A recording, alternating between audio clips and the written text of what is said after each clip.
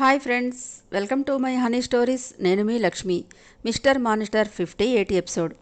ఆ హఠాత్ పరిణామానికి బిత్తరపోయింది మిథున. ఛా అంటూ విదిలించి, నిన్ను ముట్టుకోవాలంటేనే రోత పుడుతోంది నాకు అన్నాడు జై. అంత పాపం నేనేం చేశాను జై అని ఉబ్బుకి వస్తున్న కన్నీటితో అడిగింది మిథున. వియర్డ్గా చూస్తూ, ఈ ఇన్నోసెంట్ వేషాలే వద్దనేది. నువ్వింత చీటర్ అని అసలు ఎక్స్పెక్ట్ చేయలేదు నేను. వీడియో చూసినప్పుడు కూడా ఇలాంటివి గ్రాఫిక్తో 100 సృష్టించవచ్చు అనుకున్నాను, కానీ నువ్వు వేసిన వేషాలు అందులో ఉన్నవి అని ఊహించలేకపోయాను. జై, హోల్డ్ యువర్ టంగ్. నేనేం వేషాలు వేశాను? నువ్వు మీ అమ్మ పదే పదే అంటున్నారు బుద్ధి లేకుండా అని రోషంగా అడిగింది మిథున. చెల్లుని చెంప మీద కొట్టి చంపి పాతేస్తాను. మా అమ్మ ఇల్లు సంసారం పట్టకుండా తిరిగిందేమో, కానీ నీలా తప్పుడు మనిషి కాదు అని అరిచాడు జై. జై, మర్యాదగా మాట్లాడు అంతకంటే కోపంగా అంది మిథున. జుట్టు పట్టుకొని గింజుతూ, ఏంటే నోరు లేస్తోంది? నీ ప్రొఫెసర్ కుమార్తో నీకేంటి రిలేషన్ అంటూ కళ్ళ నుండి నిప్పులు కురిపించాడు జై. కుమార్ పేరు వినగానే ఒకలాంటి జుగుప్స్తో చూసి, ఛీ, వాడి గురించి నా దగ్గర మాట్లాడుకు అని చేదరించిందామె.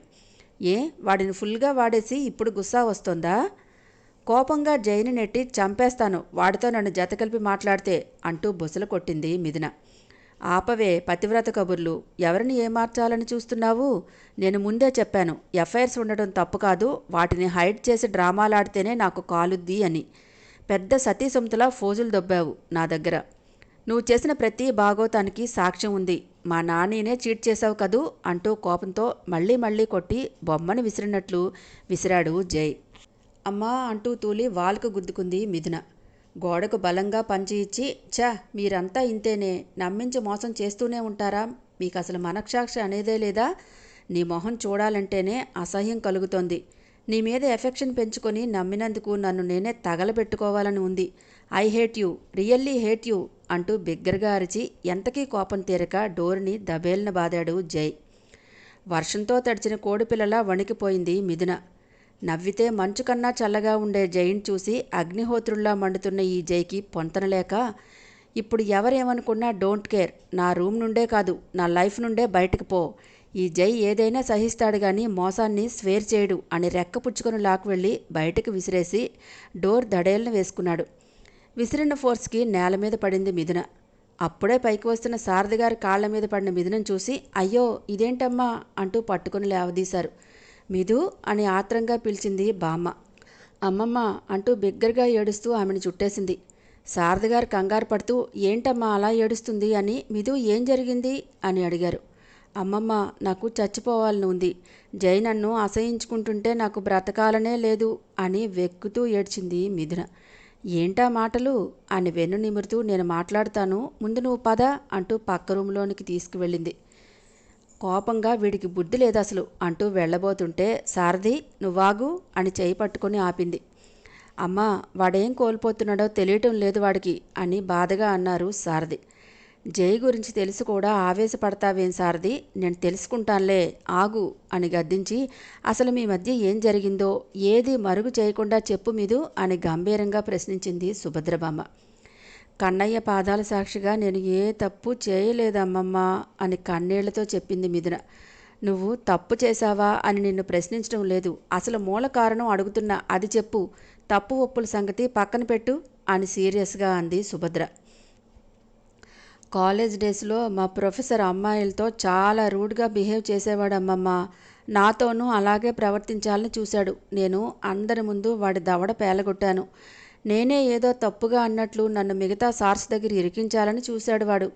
కానీ సార్స్ ఎవరూ అతని మాటలు నమ్మలేదు. దాంతో ప్రిన్సిపల్ అతన్ని సస్పెండ్ చేశారు. అప్పట్లో తన వెనక ఉన్న పెద్దవాళ్లతో రికమెండేషన్ చేయించుకొని మళ్ళీ కాలేజీకి వచ్చాడు వాడు. ఇక అప్పటి నుంచి నా మీద పగ సాధిస్తూ ప్రతి దానికి నన్ను బ్లేమ్ చేస్తూ టార్చర్ చేసేవాడు. అంతా బావతో చెప్పాను. ముందు మర్యాదగా వార్నింగ్ ఇచ్చాడు. అయినా ఆ ప్రొఫెసర్ వినలేదు. అప్పుడే బావ వాడిని కొట్టి నా జోలికి మళ్ళీ కానీ వస్తే చంపేస్తాను అని గట్టిగా వార్నింగ్ ఇచ్చాడు. పైగా వాడి ఫ్యామిలీకి కూడా నీ గురించి చెబుతాను అని భయపెట్టాడు. ఇక అప్పటి నుంచి వాడు నా జోలికి మళ్ళీ రాలేదు. కాలేజ్ ఫెస్టివల్ జరిగింది. నన్ను బలవంతంగా పెర్ఫామ్ చేయించారు నా ఫ్రెండ్స్ అంతా. అప్పుడేం జరిగిందో మా అమ్మ మీద ప్రమాణం చేసి చెబుతున్నానమ్మమ్మ. నా క్లాస్మేట్ వినీత్తో పెర్ఫార్మెన్స్ చేశాను, అది కూడా అంటూ చెప్పలేక తలదించుకొని ఏడుస్తూ, నిజంగా నాకు అసలు అలా ఎలా చేశానో తెలియదమ్మమ్మ. అతను నాకు ముందే ప్రపోజ్ చేశాడు. తను చాలా రిచ్ ఫ్యామిలీ పర్సన్ అని తెలిసి నేను రిజెక్ట్ చేశాను. అతను నన్ను ఎప్పుడూ మళ్ళీ అసలు ఇబ్బంది పెట్టనే లేదు.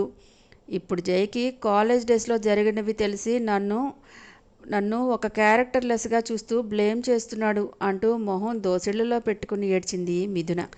వివేక్ కాలేజీలో తన నేమ్ జైకి తెలియకుండా చాలా జాగ్రత్త పడ్డాడు. అందుకే వివేక్ ప్రస్తావన జై తీసుకురాలేదు. మిథు కూడా అతని గురించి చెప్పే అవసరం లేదు అనుకుందో ఏమో, మరి అది చెప్పనే లేదు. మేబీ ఫాస్ట్లో వస్తుందేమో, అప్పుడు తెలుస్తుంది మనకి. కాలేజ్ డేస్లో జరిగినవి జైకి ఎలా తెలిసాయమ్మా అంటూ అయోమయంగా ప్రశ్నించారు సారథి గారు. ఎలా తెలిస్తేనే తెలిసింది కాదు, కావాలనే తెలిసేలా చేశారు జైకి. జైని టార్గెట్ చేశారు. ఇప్పుడు ఏం చేద్దాం అనుకుంటున్నావు మీదు అని అడిగింది బామ్మ. నా అభిమానాన్ని చంపుకొని నేను జైతో కలిసి ఉండలేనమ్మమ్మ, అందరికీ దూరంగా వెళ్ళిపోతాను అంది ఏడుస్తూనే ఉంది. మిథు ఏంటమ్మా ఆ మాటలు అని బాధగా అన్నాడు సారథి. నిజం మావయ్య గారు, నేను నిప్పు అని శీతల అగ్నిలో దూకలేను. దూకి నా శీలాన్ని నేనే శంకించుకోలేను. ఈరోజు ఇది తెలిసి బ్లేమ్ చేస్తే నా క్యారెక్టర్ మంచిదని నిరూపించుకొని కాపురం చేస్తాను. మళ్ళీ ఏ ఆకాశరామన్నో ఏదైనా చెప్తే అప్పుడు ఏ నిప్పుల్లో దూకమంటారు మావయ్య గారు అని బాధగా అడిగింది మిథున. అలా అని నిందను తల మీద మోసుకుంటూ కాలం వెళ్లదీస్తావా? నిండా 25 లేవు. జైని వద్దని మరొకరిని పెళ్లి చేసుకోగలవా? అలా అని జీవితం అంతా ఒంటరిగా బతికేస్తాను అనుకుంటే మాటలు చెప్పినంత సులభం కాదు మిథు. రోజులు గడపటం అంటే మీది ఆవేశం, అనుభవం అర్థం చేసుకోవాల్సి ఉంటుంది అంది బామ్మ. అలా అని అనుక్షణం బాధించి వేధించి అవమానించే భర్తతో జీవితం అంతా భరించాలా అమ్మమ్మ అని బాధగా అడిగింది మిథున. నీకో బిడ్డ పుట్టాడనుకో, వాడికి కాలో చెయ్యో వంకర లేక అవయవాల లోపంతో పుడితే విసిరేసి పారేస్తావా, గుండెల్లో దాచుకుంటావా అంది బామ్మ. వాడు నా బిడ్డ, అవయవ లోపం ఉంటే పాడేసుకుంటానా, నాలోనే దాచుకుంటాను కానీ అంది మిథున. జై కూడా అంతే మిథున. వాడి గురించి మీకెవ్వరికీ తెలియదు. మనసు ఎదగని పసిబిడ్డ. ప్రేమ కోసం అరులు చాచాడు, అన్ని చోట్ల భంగపడ్డాడు.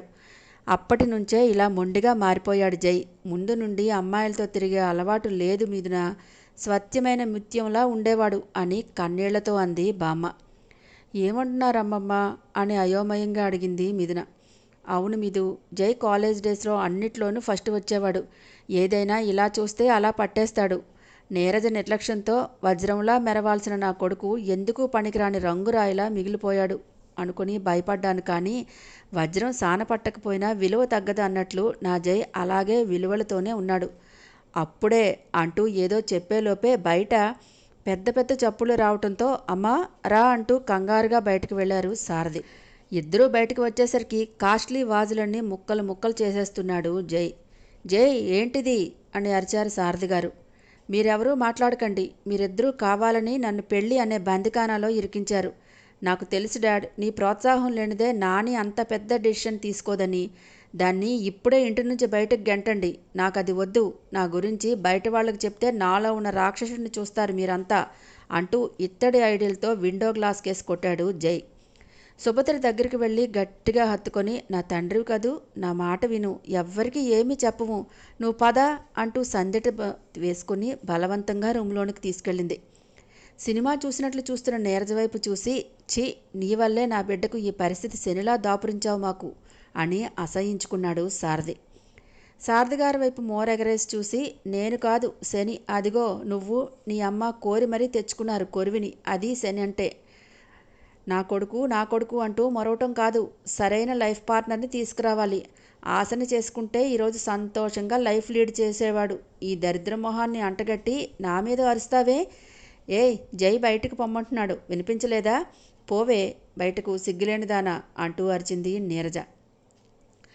2 స్టెప్స్ కిందకి దిగి వచ్చి నీరజని కొట్టడానికి చెయ్యిలేపి, ఛీ, నిన్ను తాకాలన్నా నాకు అసహ్యంగా ఉంది అని చేతిని దింపి, మిథు నా కోడలు, తనకు ఈ ఇంట్లో సర్వ హక్కులు ఉన్నాయి, కావాలంటే నువ్వే బయటకు పో అంటూ గర్జించాడు సారథి. ఇదంతా నీ వల్లనే. నా భర్త నన్ను ఒక్క మాట అనేవాడు కాదు. నువ్వొచ్చాక వీళ్ళ ముగ్గురు నోళ్ళు నా మీద లేస్తున్నాయి. నిన్నేం చేస్తానో చూడవే అంటూ మిథున మీదకు వెళ్ళబోయింది నీరజ. ఆమెను ఎదిరించి సమాధానం చెప్పే పరిస్థితిలో తను లేక మౌనంగా చూస్తోంది మిథున. మిధు జోలికి వెళ్ళావంటే చంపి పాతేస్తాను. ఇంత చేసినా నీలో ఇసుమంతైనా రియలైజేషన్ లేదు చూడు. అసలు నువ్వు మనిషివేనా అని ఈసడించాడు సారథిగారు. ఏం మనిషి కాకుండానే ఇన్నాళ్ళు నాతో కాపురం చేసి బిడ్డను కన్నారా అని వ్యంగ్యంగా అంది నీరజ. అలా ఎదిరించి మాటకు మాట సమాధానం చెప్తుంటే ఇంకేం చేస్తారు? కొట్టినా తిట్టినా దులిపేసుకుంటూ ఎదురాడుతున్న నీరజను ఏమీ అనలేక, మిధు నువ్వు లోపలికి వెళ్ళమ్మా అన్నాడు సారథి. ఎలా వెళ్తుంది? జై బయటకు పొమ్మన్నాడు కదా, తిరుగుబోతులా ఇంట్లో ఉంచుకోకూడదు అని మళ్ళీ తగులుకుంది నీరజ. ఆమె ప్రవర్తనకు సర్రన మంటరేగి, వెళ్ళమంటానికి నీకు ఆయనకు హక్కు లేదు. ఈ ఇంటి యజమాని మావయ్య గారు, ఆయన చెబితే గడప దాటుతాను. హద్దులు మీరి మాట తూలితే నా సమాధానం వేరేగా ఉంటుంది అంటూ అరిచి రూమ్లోనికి వెళ్ళి డోర్ లాక్ చేసుకుంది మిథున. సరిపోయింది, ఇంకెంత దిగజారుతావు? నీ వల్ల అందరం సఫర్ అవుతున్నా నీకు రవ్వంత కూడా బాధ ఫీలింగ్ లేదు. ఏం జన్మే నీది, ఛీ అంటూ ఈసడించి వెళ్లారు శారదగారు. ముక్కు రబ్ చేసుకుంటూ మీ మాటలు పట్టించుకుంటూ ఉంటే నీ కోడలు ఎప్పటికీ ఇల్లు వదలదు. సో నువ్వేం చేసినా దాన్ని ఇంటి నుంచి బయటకు గెంటడం అయితే మానను. జై కూడా అసహించుకుంటున్నాడు. ఇది మంచి పరిణామమే అని సునకానందపడింది నీరజ. రూముకి తీసుకువెళ్ళి, జై ఏంటిది ఎప్పుడూ లేనిది ఇంత ఆవేశపడుతున్నావు? నిదానించు, మన కళ్ళతో చూసినవే అన్నీ నిజాలు కావు. చెప్పుడు మాటలు విని నువ్విలా ఉద్రేకపడి ఒక ఆడపిల్ల అభిమానం మీద నిందలు వేయకూడదు నాన్న అని వారించింది బామ్మ. నాని, నువ్వెన్ని చెప్పినా నేను రియలైజ్ అవ్వను. దాన్ని తక్షణం ఇంటి నుంచి పంపించు అని అరిచాడు జై. అంతా మీ ఇష్టమేనా? బయటకు పంపిస్తే సమస్య పరిష్కారం అవుతుందా? నా మాట విను నాన్న, అసలు ఏం జరిగిందో నాకు చెప్పు అంటూ లాలనగా అడిగింది ఆవిడ. నాని, నన్నేమీ అడగొద్దు. అలాగే నా లైఫ్లో ఏం జరిగిందో మరో మనిషికి తెలియటం నాకు ఇష్టం లేదు. నువ్వేమైనా చెప్తే నేను చచ్చినంత ఒట్టు అని సుభద్ర చేతిని తీసుకుని తన తల మీద పెట్టుకున్నాడు జై. జై ఏంటా పిచ్చి పనులు అని గద్దించింది బామ్మ. చాలా అలసిపోయాను నాని, ఇంక నా వల్ల కాదు. హ్యాపీగా ఉన్న నా లైఫ్లోకి ఒక మోసగత్తెని తీసుకొచ్చి పెట్టావు. ఐ కాంట్ నాని అంటూ బెడ్ వారన కూర్చుని జుట్టులోనికి వేళ్ళు జొచ్చి గట్టిగా లాక్కున్నాడు. మిథున కోసం అన్నీ తెలుసుకున్నాకే నీతో బంధం ముడివేయించాను. నన్ను నమ్మవా నాన్న అని బాధగా అడిగింది సుభద్ర.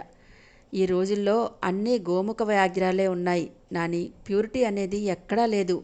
నువ్వు తప్పటడుగు వేశావు డాడ్ కూడా రాంగ్ స్టెప్ వేశాడు అన్నాడు బాధగా.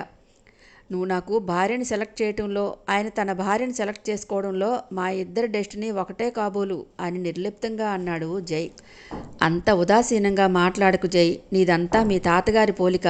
జాతకం కూడా ఆయనదే. ఒక్కోసారి ఇలాంటి చిన్న చిన్న సమస్యలు వస్తుంటాయి. అప్పుడే గట్టిగా నిలబడాలి. నా మాట విను, మిథున ఏ తప్పు చేయలేదు, చేయదు కూడా అంది సుభద్ర. అంటే నేను చూసిందంతా అబద్ధమా అంటూ రెచ్చిపోయి మరీ అడిగాడు. ఏం చూసావు జై? నువ్వప్పుడు ఇండియాలో ఉన్నావా? ఒక మనిషి ప్రవర్తన ఏంటో ఏళ్ల తరబడి వాళ్లతో సహవాసం చేసి చెప్పక్కర్లేదు. 4 రోజులు కలిసి ఉన్నా తెలుస్తుంది అంది Subhadra. Nani, no more arguments. నాకేమీ వినాలని లేదు. నువ్వెళ్ళు, నాకు ఒంటరిగా ఉండాలనుంది. అది మాత్రం నా కళ్ళెదుట ఉండకూడదు అని కోపంగా చెప్పి వాష్రూంలోకి వెళ్ళిపోయాడు జై. చిన్నగా నిట్టూర్చి కడివెడి పాలను విరచడానికి ఒక్క ఉప్పు కళ్ళు చాలన్నది ఎంత సత్యమో, మనసు విరచడానికి ఒక్క నింద చాలన్నది అంతే నిజం. తప్పైనా ఒప్పైనా ఎన్నాళ్ళో దాగదు. నీకు నిజం తెలుస్తుంది నాన్న. మిధు ఇప్పుడే కాదు ఎప్పుడూ ఏ తప్పు చేయదు. అలాంటి ఆలోచన కూడా తన ఊహల్లోకి రానివ్వదు. నీవి ఉత్తి అపోహలే అన్నీ అనుకుని వెళ్ళింది సుభద్ర. కింద కూర్చొని బెడ్ మీద తలవాల్చి ఏడుస్తోంది మిథున. వరంబామ్మ అన్నీ సైలెంట్గా చూసి తను మాట్లాడే సిచ్యువేషన్ కాదనుకుని కాఫీ కలిపి తీసుకుని మిథున ఉన్న రూమ్లోనికి డోర్ తీసుకుని వెళ్ళింది. కళ్ళు తుడుచుకొని సర్దుకొని కూర్చుంది మిథున. పైకిలే, అలా కూర్చోకూడదు అని చేతిని పట్టుకొని పైకి లేపింది. మౌనంగా లేచి నిలబడింది. ముందు మొహం కడుక్కునిరా, బుగ్గలకు ఈ వెన్న రాస్తాను. పూజ చేసుకున్నాక అలా ఖాళీ కడుపుతో ఉండకూడదమ్మా అంది వరంబామ్మ. నానమ్మ, నన్ను చూస్తుంటే నీకు అసహ్యంగా ఉందా అని బేలగా అడిగింది మిథున. నొసలు విరిచి ఎందుకు అసహ్యం అని తిరిగి రెట్టించింది బామ్మ. చిన్నగా వెక్కుతూ సమాధానం చెప్పుకుంది మిథున. దగ్గరకు తీసుకుని అన్నం ఉడికింది లేనిది చూడటానికి ఒక్క మెతుకునే నలిపి చూస్తాం. అన్నం అంతా కలియబెట్టం కదా. అలాగే ఏ మనిషి తీరు ఏంటో ఒకసారి చూడగానే పట్టేయచ్చు. జై ఏదో అపోహలో ఉన్నాడు. నిజం నిప్పు, అది ఎన్నాళ్ళో దాగదు. వెళ్ళి మొహం కడుక్కో అంది వరంబామ్మ అనునయిస్తున్నట్టు. ఏ మనిషి ముందు నుండే చెడ్డవాడు కాదు. పెరిగిన వాతావరణమో పరిస్థితిలో మనిషిలో మార్పుకి చాలా వరకు కారణమవుతాయి. పిల్లల్ని పెంచడం నిర్లక్ష్యంగా ఉంటే భారీ మూల్యమే చెల్లించుకోవాలి మరి పెద్దలు. హాయ్ ఫ్రెండ్స్, నా ఛానల్ నచ్చితే కనుక లైక్ చేయటం, షేర్ చేయటం మర్చిపోకండి ఫ్రెండ్స్. నెక్స్ట్ అప్డేట్ కోసం వెయిట్ చేస్తూ ఉండండి.